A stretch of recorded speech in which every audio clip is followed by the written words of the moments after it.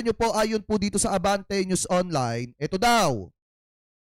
Sabi po dito, just in, naglabas na ng search warrant ang korte laban sa isang hotel sa Baguio City matapos umanong tumanggi ang pamunuan nito na magbigay ng access sa CCTV footage at iba pang mga dokumentong may kaugnayan sa kaso ng dating DPWH Undersecretary na si Maria Catalina Cabral at ng kanyang driver.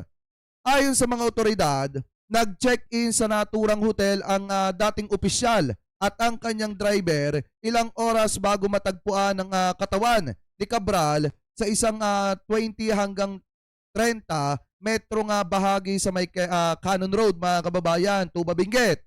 Sabi pa dito, layunin ng search warrant na makuha mga ebidensya posibleng makatulong sa pagpapatuloy sa investigasyon ng insidente. Sa ngayon, wala pa daw pong opisyal na pahayagang pamunuan ng nasabing hotel hingil daw po sa issue pong ito. So ngayon mapapaisip kayo, bakit mga kababayan, yung hotel ay tumatanggi daw po nung una na maglabas daw mga kababayan ng access doon po o magbigay ng access patungkol po doon sa CCTV footage ng pagpasok mga kababayan ito pong sina Yusek Cabral at ng kanyang driver. So ngayon, kung mapapansin po ninyo, since ayaw nga po sa madalit salita, ayaw magbigay ng access, ayaw magbigay ng iba pa mga dokumento, ito pong hotel, parang ayaw po makipagtulungan sa ating mga otoridad. Kaya naglabas na daw po mga kababayan ng search warrant ang korte laban daw po dun sa hotel. So ngayon siguro mapapaisip kayo dun sa sinasabi natin kanina pa na bakit nga ba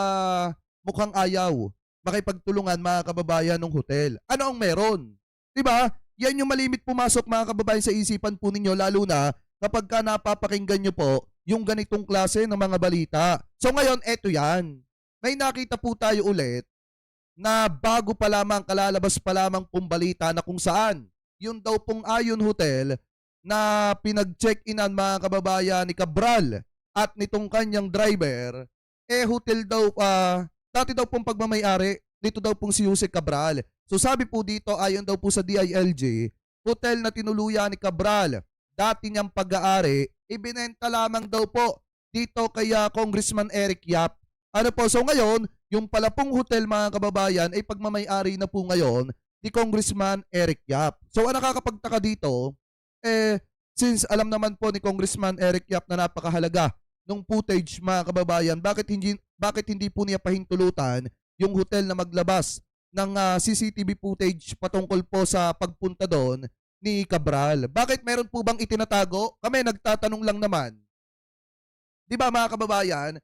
Tayo nagtatanong lang naman tayo. Bakit ayaw maglabas ng CCTV footage, magbigay ng access at magbigay ng iba pa mga dokumento at humantong pa sa kinakailangan na ipasabi na mga kababayan ng korte ito pong hotel para lamang po makuha yung hinahanap ng mga ebidensya? Bakit po kaya ayaw? Tayo nagtatanong lang naman. Kasi baka mamaya may itinatago kaya ayaw pong ibigay yung access mga kababayan doon po sa CCTV footage. So ngayon, ituloy pa natin. Sabi pa dito, dati umanong pagmamayari ni dating Department of Public Works and Highways, DPWH, Undersecretary Maria Catalina Cabral, ang hotel sa Benguet na tinutuluyan niya bago ito mawala mga kababayan. Ayon kay Interior Secretary John Vic Remulla, sinabi ni Remulla na ibinenta ni Cabral ang hotel nitong 2025 sa isang nagngangalang Eric Yap mga kababayan.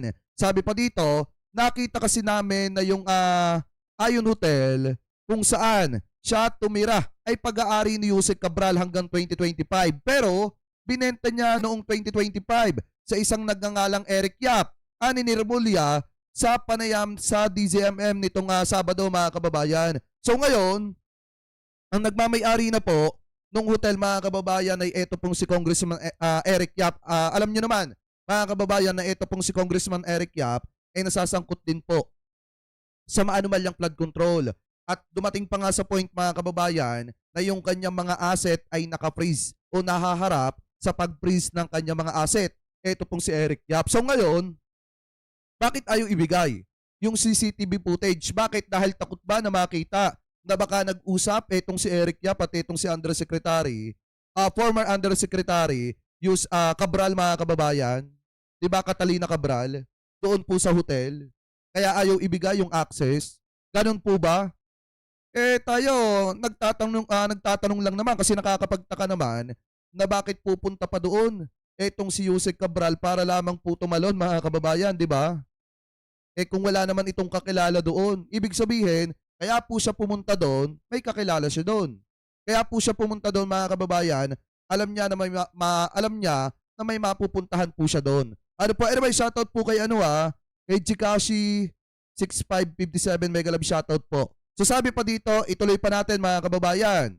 Ito pa daw. Malinaw aniya na may relasyon sa negosyo sina Cabral at Yap, lalo't dumaan din umano sa opisina ni Cabral ang proyekto ng rock netting sa Tuba Benguet kung saan si Yap ang supplier at kontraktor, mga kababayan. So sabi daw dito ni John B. Cremulya, it is evident na may relasyon sila ni Eric Yap business-wise. It is evident na yung mga paglagi ng mga rock netting na yon sa dumaan sa opisina ni Jose Cabral.